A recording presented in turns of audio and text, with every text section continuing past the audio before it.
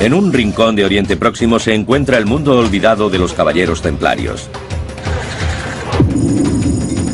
La actual ciudad siria de Tartus fue la Antartus o Tortosa de los templarios, dominada por su espléndida fortaleza.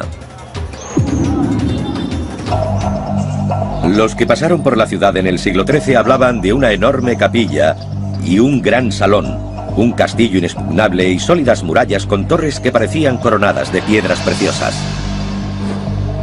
Ahora lo único que permanece intacto es la catedral.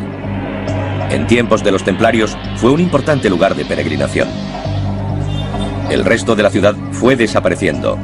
Solo quedan fragmentos de ruinas incrustadas en la ciudad moderna. Hoy los habitantes parecen ignorar que viven en la que fue la gran ciudad de una hermética organización internacional. Nuestros expertos reunirán las pistas encontradas en Tortosa para reconstruir el mundo perdido de los templarios.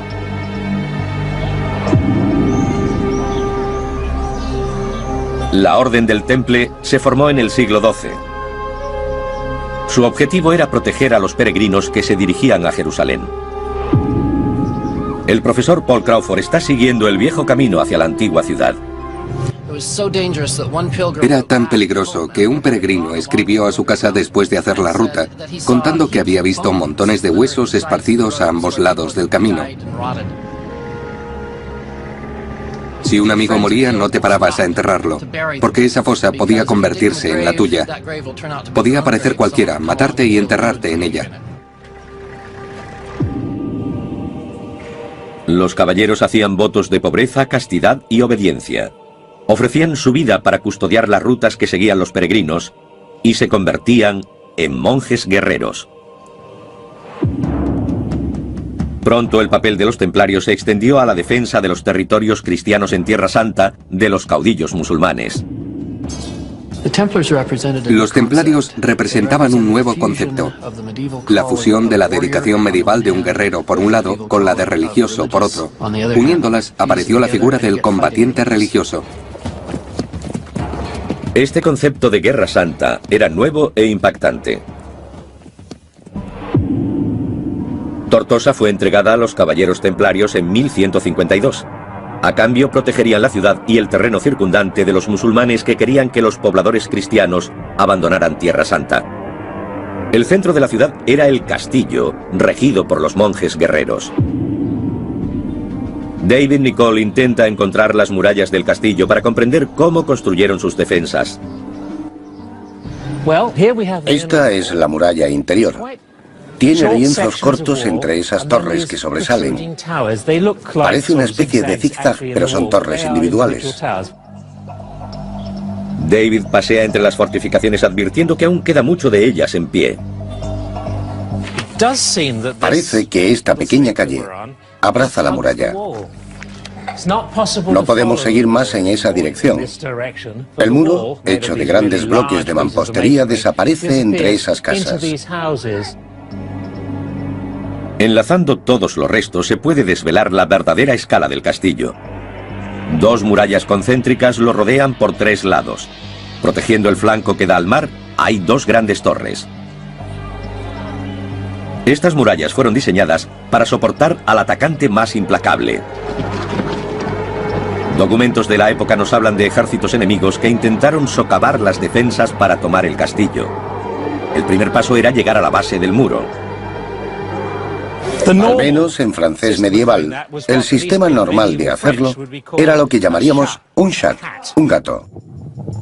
El gato era una sólida estructura de madera que se iba deslizando hasta el muro, soportando las flechas y piedras que los defensores lanzaban desde arriba. Irían avanzando muy lentamente, hasta llegar al muro. Entonces los atacantes cavaban un túnel bajo la muralla, que iban apuntalando hasta terminar la tarea. Colocarían material inflamable alrededor de los maderos, como paja, aceite de oliva y grasa, cualquier cosa que ardiera fácilmente. Lo encenderían y saldrían corriendo.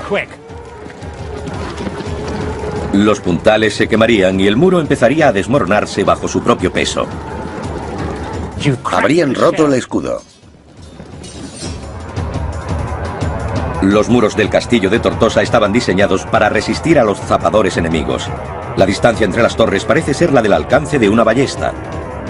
El espaciado de las almenas permitía a los arqueros cubrir la zona entre ellas. Había una muralla exterior relativamente baja y probablemente una interior un poco más alta. Así los arqueros podían disparar por encima de la exterior. Pero había un problema para tirar desde las torres de Tortosa. La mayoría de las ballestas de la época estaban diseñadas para disparar horizontalmente, y aquí los templarios tendrían que apuntar hacia abajo. Eso era un problema porque ocurría esto.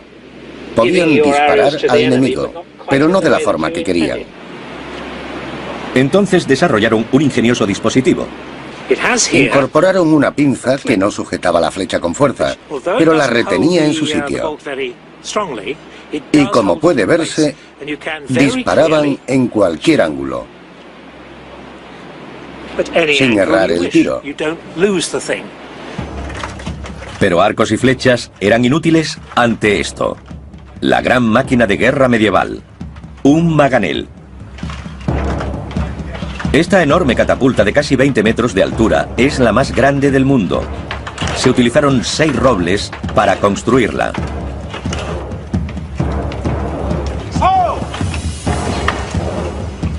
Para los templarios del interior del castillo, la visión de una máquina como esta habría sido aterradora. Pronto, piedras de 30 kilos caerían sobre la fortificación con un efecto devastador.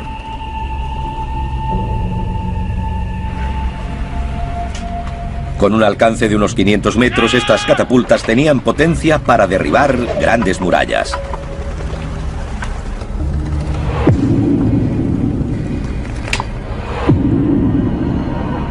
David Nicholl ha reunido todas las pistas para reconstruir las torres y murallas diseñadas para soportar el efecto de las catapultas y los zapadores.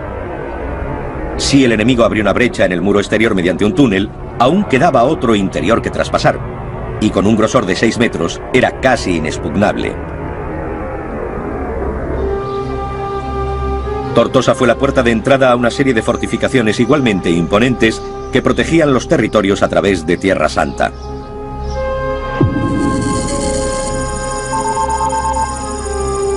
En el centro del reino cristiano estaba Jerusalén, y aquí los templarios adaptaron el lugar religioso más importante del mundo a sus propósitos. En la primera cruzada de 1099, los cristianos tomaron Jerusalén a los musulmanes. En el monte del templo se erigía la espléndida mezquita de Al-Aqsa, construida en el siglo VII. En el Jerusalén cristiano, Al-Aqsa serviría como cuartel general de los templarios. Eso significaba que ellos quedaban así unidos a uno de los lugares más importantes de la cristiandad. En la Biblia hay todo tipo de historias asociadas con esa zona. Se supone que Jesús caminó entre sus muros haciendo milagros. Los templarios quedaban asociados a esos hechos. La antigua mezquita fue adaptada para convertirse en centro administrativo. Bajo ella, en cámaras subterráneas, los monjes guerreros guardaban sus caballos, listos para entrar en combate y defender los santos lugares de Jerusalén. Los espléndidos arcos de los establos medían 9 metros de altura y cubrían una zona de 6.000 metros cuadrados. Las cuadras podían albergar a más de 1000 caballos. Un visitante occidental afirmó que si se disparaba una ballesta, la flecha ni siquiera llegaría al otro extremo debido a su tamaño. Ahí se instalaron los templarios. Esta militarización de los santos lugares personificó el papel espiritual y militar de los caballeros. La defensa de la costa oriental cristiana supuso muchas vidas. En el extremo más alejado de su red había una iglesia donde se reclutaban nuevos hombres. Pero aquí los extraños rituales de los templarios estaban envueltos en el misterio.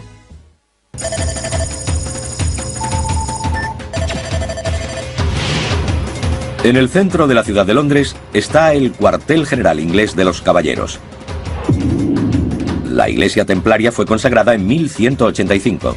Su estructura recuerda a la del templo más importante del mundo cristiano, el Santo Sepulcro de Jerusalén.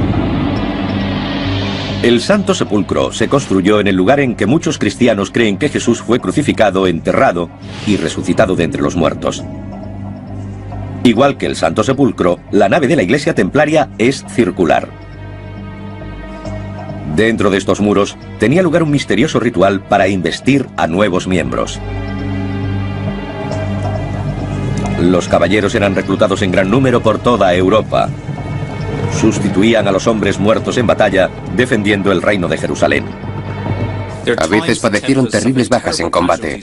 En 1244 murieron 312 en una batalla. Eran 348 templarios. Los nuevos miembros entraban en el templo por la puerta oeste, que después se cerraba con llave.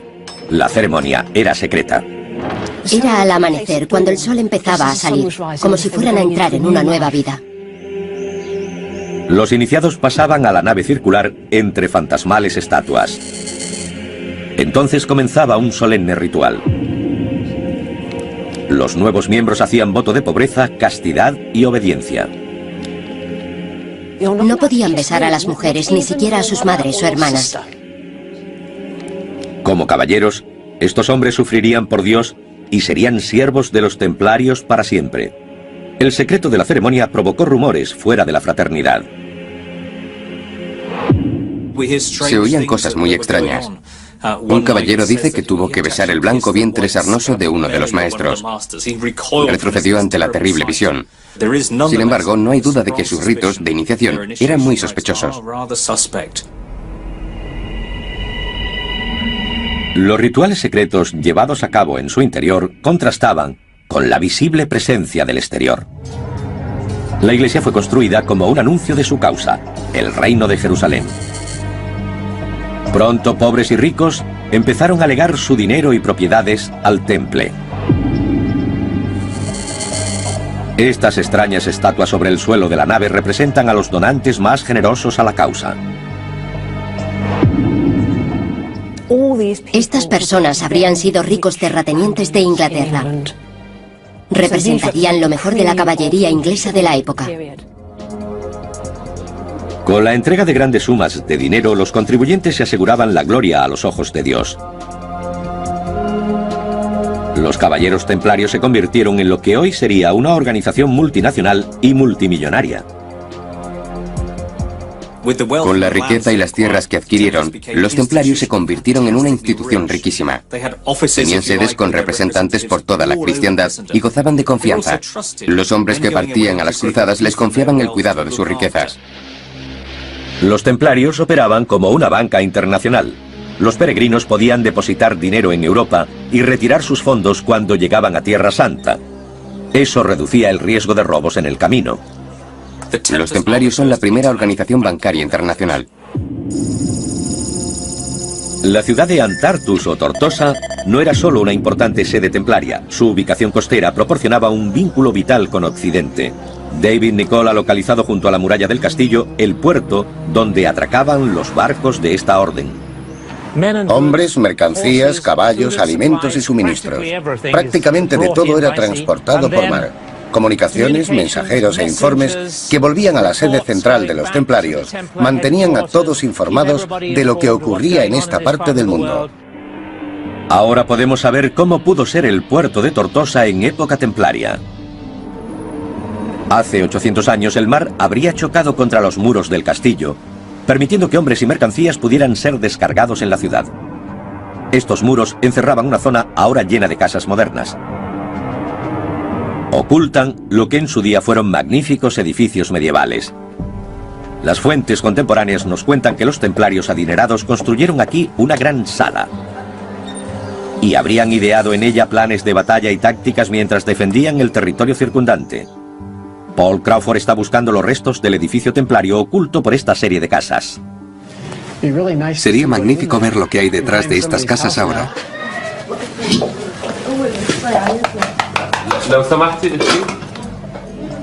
¿Puedo entrar? ¿Puedo entrar? شكرا شكرا شكرا.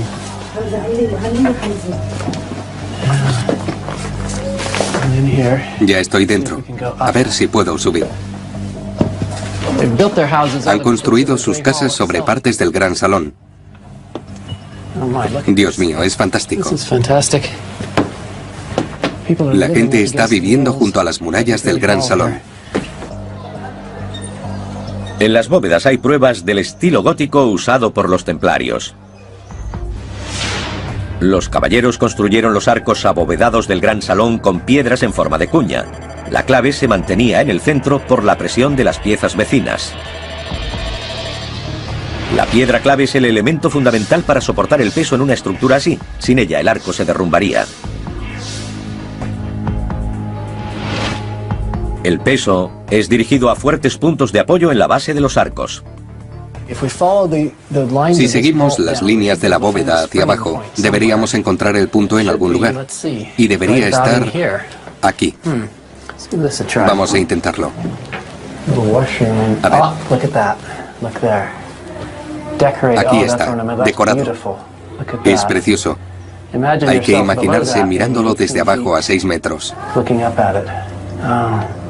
Es fantástico. Ahora podemos revelar la magnificencia del gran salón. Hace 8 siglos bulliría de actividad mientras los templarios conspiraban contra el gran caudillo musulmán Saladino. En el suelo, quizá habría largas mesas con caballeros planeando sus estrategias.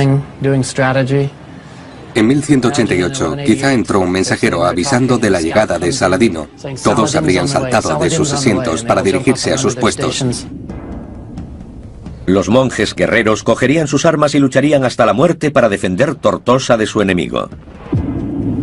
Pero para los templarios, rezar era tan importante como combatir.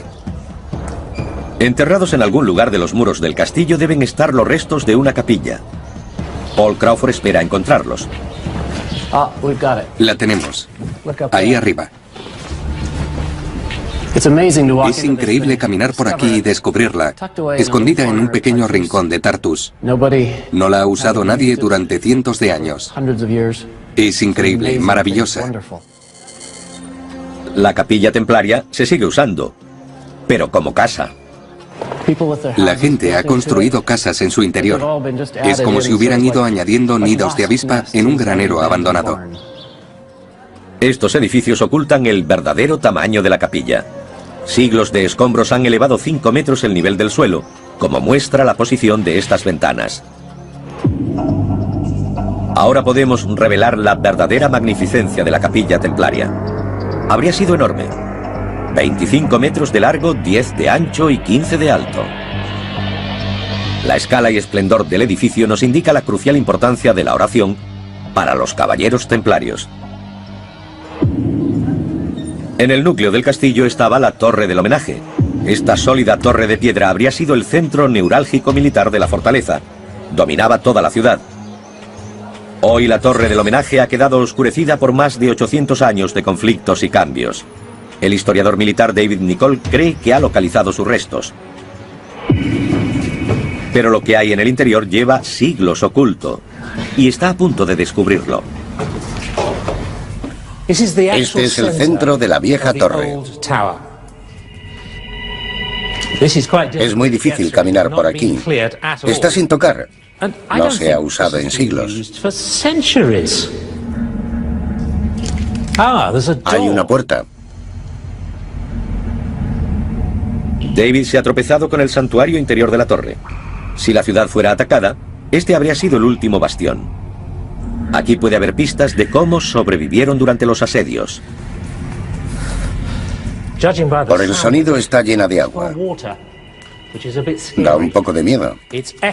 Hace eco y hay escalones que llevan hasta el agua.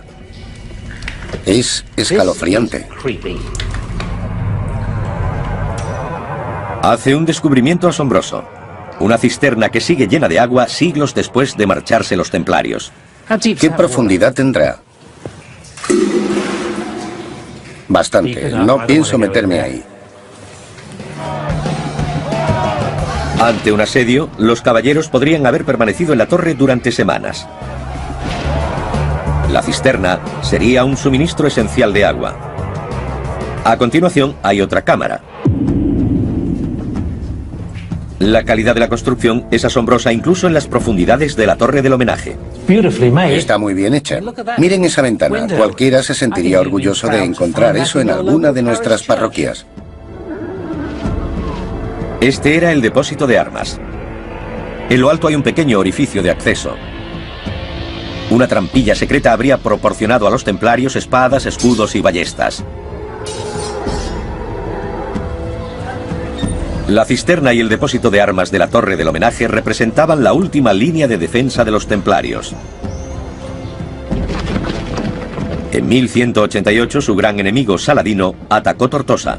La ciudad y sus murallas cayeron, pero la torre, con sus muros de 5 metros de espesor, permaneció en pie, un testimonio de su construcción y diseño. Ahora por primera vez, el equipo de historiadores ha redescubierto la perdida ciudad templaria de Tortosa y la ha devuelto a la vida. Al redescubrir la Tortosa templaria con el castillo y la capilla tan cerca uno de la otra, comprendemos el papel dual de guerreros y monjes.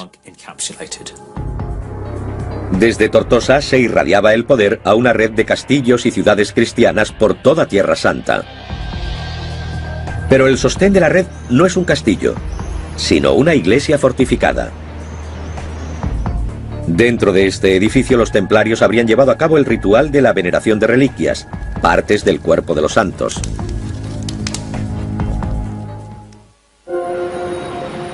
Desde el puerto de Antartus o Tortosa, los caballeros irradiaban su poder y riqueza por toda Tierra Santa. A casi 50 kilómetros de Tortosa está Chastelblanc, en la frontera del reino cristiano. Hoy todo cuanto queda es una solitaria torre de piedra en una colina que domina la moderna ciudad de Safita. Chastelblanc sobresale 30 metros sobre el pico más alto de la región. Pero es un edificio especial y único. Es una iglesia fortificada. Es el ideal templario, hecho piedra.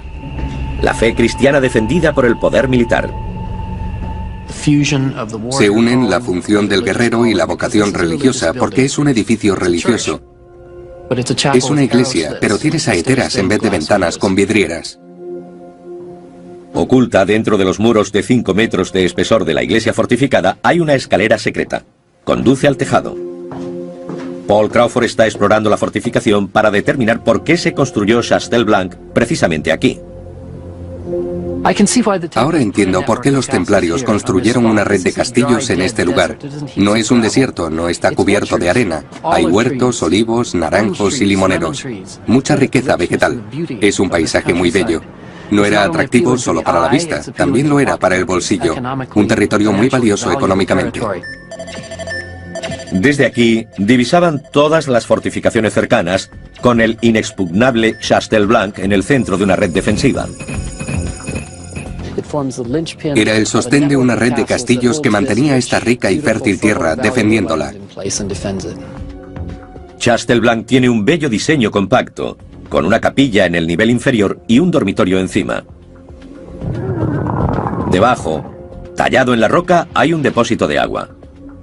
Pero para el constructor medieval, levantar una fortificación en lo alto de esta colina representaba un reto importante. Es muy caro construir un castillo así.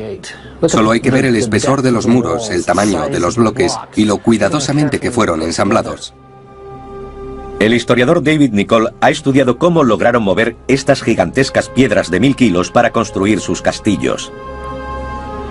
Usaron grúas de madera y poleas. Era un sistema muy sofisticado. Tenían la misma ingeniería que nosotros, con la diferencia de que entonces todo era madera y cuerdas.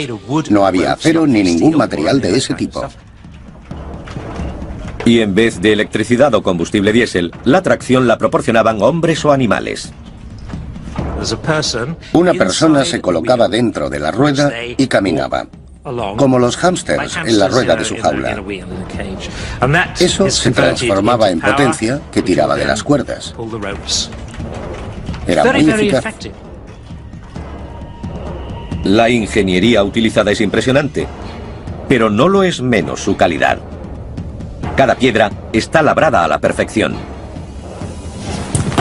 Miren esto.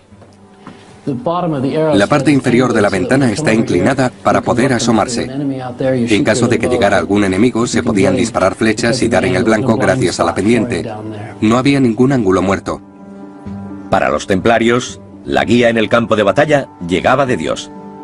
Dentro de su capilla fortificada, los monjes guerreros habrían participado en rituales religiosos, venerando reliquias de santos. En la historia cristiana siempre ha existido ese elemento de aproximación a un santo, venerando o incluso tocando sus reliquias. A menudo se trataba de un fragmento de hueso o un trozo de ropa de un santo, a veces de algo más tremebundo como una cabeza cortada.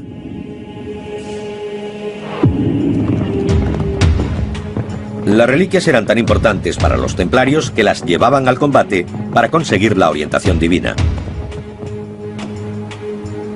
Pero las reliquias más ansiadas eran las del propio Jesucristo. No tenemos reliquias de nuestro Señor, porque ascendió a los cielos. Nos hemos aferrado a las cosas más cercanas a Él. Para muchos, la copa de la última cena tiene un gran significado. Esa copa, el Santo Grial, ha sido durante siglos objeto de mitología. Se dice que los templarios, en su búsqueda de reliquias, desenterraron el Santo Grial en el monte del templo. Se convirtió en su posesión más sagrada, que defendían con su propia vida. Pero hay pocas pruebas de que esta leyenda sea cierta. Fue invención de un escritor francés del siglo XII llamado Chrétien de Troyes. Los templarios nunca podrían haber obtenido el Santo Grial si se remonta a los tiempos de Cristo. En la Edad Media hubo gente a la que hoy llamaríamos escritores de ciencia ficción, a los que se les ocurrió relacionar la idea del Santo Grial con la de los templarios. Vincular a los misteriosos templarios con el gran icono de la cristiandad fue la suprema fantasía medieval.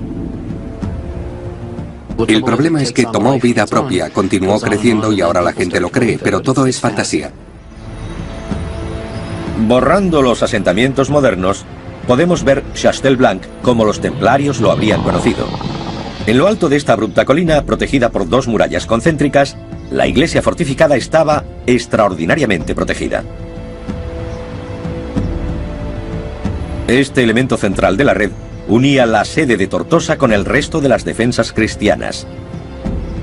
Pero a 40 kilómetros está el mejor de los castillos, Crac de Chevalier, construido para soportar el más brutal de los ataques.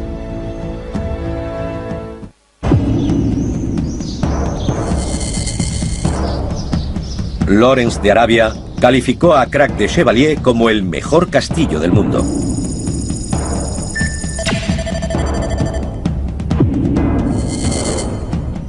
Con muros exteriores de 30 metros de grosor y 7 torres de 9 metros de diámetro, este castillo era prácticamente inexpugnable.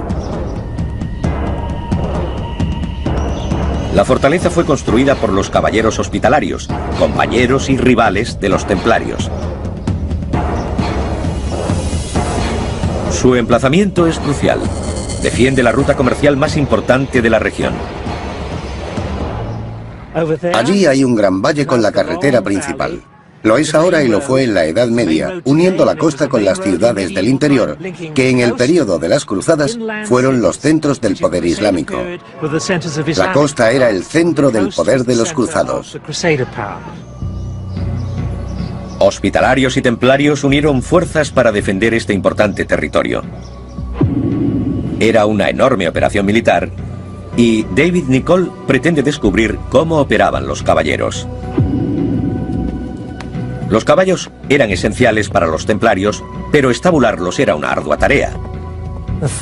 El primero de dos establos. Este es el más pequeño y es muy grande. Estos magníficos edificios abovedados podían albergar más de 1000 caballos. Desde aquí podían partir al combate en cuestión de minutos. Se consumían de impaciencia. Estarían tan deseosos como sus jinetes de salir y entrar en acción. Los caballos también eran esenciales para transportar armas, alimentos y hombres por el castillo. Los diseñadores de Crac de Chevalier tuvieron que encontrar un modo de permitir que los animales se desplazaran por las pronunciadas pendientes de la fortaleza. Solucionaron el problema construyendo los pasadizos con amplios escalones de poca altura en vez de rampas. Con estos escalones casi planos se reducía la inclinación y se facilitaba la labor a los animales. Había humedad. Se podía resbalar, y con tantos animales lo normal es que hubiera muchos excrementos. El movimiento de los hombres por el castillo también era importante, especialmente bajo un ataque. Estamos en las profundidades de esta gruesa y sólida pieza de mampostería. Esto es conocido como un muro-galería, un pasadizo secreto dentro de la amplia fortificación que permitía a los caballeros moverse ocultamente alrededor del castillo en momentos de ataque. Les gustaba estar tan ocultos como fuera posible del enemigo. En pleno ataque, la gente corre de un lado a otro proporcionando flechas a los tiradores, llevando agua y comida o ayudando a los heridos. Había mucha actividad durante un sitio. Los caballeros disparaban desde las aspilleras y también desde una ingeniosa pieza de ingeniería medieval llamada matacán. El matacán sobresalía de los muros del castillo. Era una astuta medida antizapadores. Estando sobre ellos podían lanzar piedras o cualquier material hiriente, agua hirviendo o aceite hirviendo. No, el aceite no, porque era muy caro. Pero se podía verter agua hirviendo sobre la cabeza de los zapadores. Era un método muy eficaz. Les caía encima.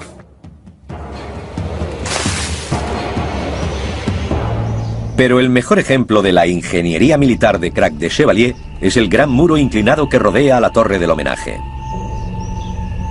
Llamado talud, evitaba que el enemigo socavara las torres. La idea es que si lograban penetrar ahí se les vendría encima. A pesar de la red de fortificaciones, en 1187 las cosas se estaban volviendo en contra de los templarios. Su gran enemigo, Saladino, barría Tierra Santa, ocupando una tras otra las ciudades cristianas. Al final, capturó Jerusalén. A los pocos meses su ejército llegaba a las puertas de Tortosa, la base militar de los templarios. La ciudad cayó, pero los caballeros lograron refugiarse en el castillo. Tenían que reagruparse y decidieron reconstruir sus fortificaciones. David Nicol está buscando pistas de cómo lograron reforzar Tortosa. Esa línea diagonal es una buena pista. Podemos decir, con cierto fundamento, que marca la línea del talud que rodeaba la base de esta torre. Este talud indica que Tortosa resistiría el ataque de un enemigo que intentara socavar sus muros. Dentro, David hace otro descubrimiento. Está claro que la parte interior de la torre del homenaje, que cuenta con un depósito de armas y una cisterna, está rodeada de una fortificación tardía. Lo que hicieron los templarios fue añadir material en el exterior. Lo fortalecieron y agrandaron. Por fuera estaría el mar. Ahora la estructura era muy fuerte. El descubrimiento de David revela cómo se construyeron los refuerzos de la torre del homenaje de Tortosa. Este segundo muro creó un pasadizo en el que se podían cubrir los arqueros para defender las fortificaciones internas. Con el talud añadido, la torre del homenaje dentro del castillo de Tortosa era inexpugnable. Pero a pesar de las fortificaciones, los templarios fueron incapaces de resistir la marea de fuerzas musulmanas que querían expulsarlos de Tierra Santa. A finales del siglo XIII habían caído todos sus castillos excepto Tortosa. Pero sin su red de fortalezas, los caballeros estaban condenados. Dándose cuenta de que todo estaba perdido, se retiraron a una pequeña isla a 1 kilómetro de Tortosa. Su riqueza, secreto y brutalidad estaban a punto de volverse contra ellos. En 1291, los templarios habían fracasado en su misión de defender los territorios cristianos de Tierra Santa. Habían caído sus aparentemente inexpugnables fortalezas. Los templarios se vieron empujados a la costa hasta Tortosa, el único castillo que les quedaba. Pero sin su red, también este estaría condenado a caer. Solo les quedaba la opción de la huida. Tortosa ya era inútil, no se podía defender. En agosto de 1291 los templarios cogieron sus barcos y zarparon.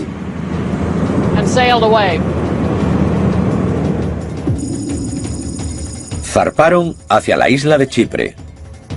Era una base segura donde reagruparse y lanzar un ataque para recuperar Tortosa y su red de fortificaciones.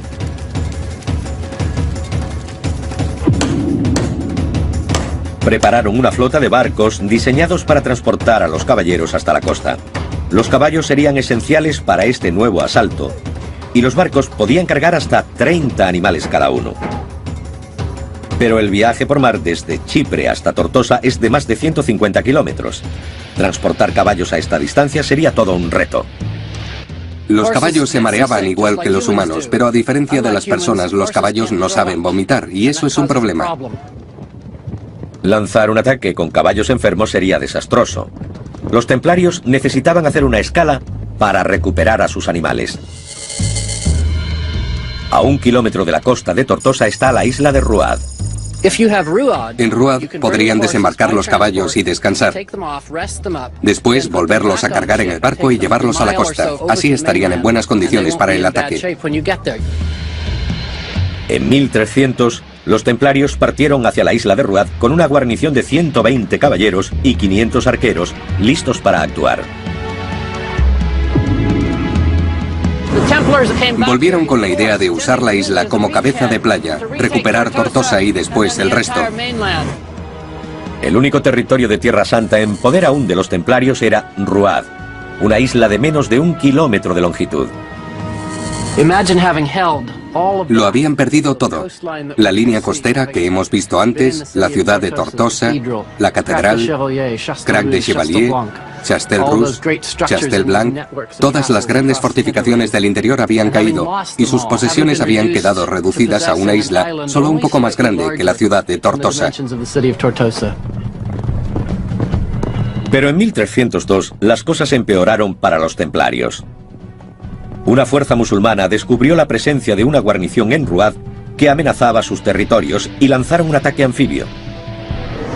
Establecieron contacto en 2 puntos de la isla, atacaron a los templarios y a su infantería, obligaron a los caballeros a retirarse a una fortaleza, posiblemente esta en un extremo de la isla, y los separaron de la infantería. Hubo una lucha puerta a puerta por los angostos callejones de la isla. Dándose cuenta de que no había nada que hacer, los templarios se rindieron. Su último bastión había caído en manos de su enemigo. La era de los templarios como defensores de Tierra Santa había llegado a su fin. Ahora tenían que rendir cuentas en Europa. Su vocación era defender los lugares santos y habían fracasado. La gente llevaba siglos financiándolos porque ellos iban a salvaguardar los lugares cristianos, pero fallaron. La reputación de los grandes templarios había quedado destrozada. El 13 de octubre de 1307, el rey de Francia ordenaba su detención. Los acusó de negar a Cristo, de escupir a la cruz, de orinar en la cruz. Los acusó de prácticas homosexuales, de adorar ídolos y cabezas. Molestaban sus misteriosos rituales, en particular la ceremonia secreta de recepción en la que los nuevos caballeros juraban su entrada en la orden. La gente se preguntaba qué podría pasar detrás de esas puertas cerradas. Si era algo bueno, como decían los templarios, si era algo sagrado y honesto, ¿por qué nadie podía entrar a verlo? Debía ocurrir algo horrible y obsceno que querían guardar en secreto. No hay humo sin fuego. Los templarios fueron interrogados bajo brutales torturas. A un sacerdote templario le pusieron los pies sobre el fuego y le quemaron las plantas hasta que se le cayeron los huesos. Otros templarios fueron colgados del techo de mazmorras con pesos atados a los pies o incluso a sus testículos. Aquellos hombres rotos confesaron desde la adoración de ídolos hasta la sodomía. Sabemos que se puede hacer sufrir a un hombre hasta el punto de hacerle confesar cualquier cosa. Eso hace que los historiadores sospechen que los cargos contra los templarios no fueron ciertos. En marzo de 1314 los templarios fueron encontrados culpables en su totalidad. El gran maestre fue quemado en la hoguera y se disolvió la orden. Cuando una organización tan grande y poderosa como esta cae, es inevitable que haya teorías de conspiración. El mito más perdurable ha sido el del Santo Grial, y su búsqueda por parte de los templarios ha cautivado la imaginación occidental más que ninguna otra leyenda. En el juicio y los interrogatorios no se mencionaba este hecho. Si los templarios lo hubieran tenido en su poder, habría salido a la luz, pero no se menciona en ningún momento. La destrucción de sus documentos en el siglo XVI por los invasores turcos ha generado un halo de misterio alrededor de los caballeros templarios. La obsesión de los templarios por el secreto, su interés por las reliquias y rituales arcanos, hacen que ellos fueran su peor enemigo. Pasaron de héroes de la cristiandad a reos culpables. Hoy todos conocemos a los templarios por la mística que los rodea. Pero sus construcciones defendieron Tierra Santa durante casi 200 años. Ahora van desapareciendo lentamente en el entorno, y parece que el estatus mítico de los templarios sobrevivirá a su mundo perdido.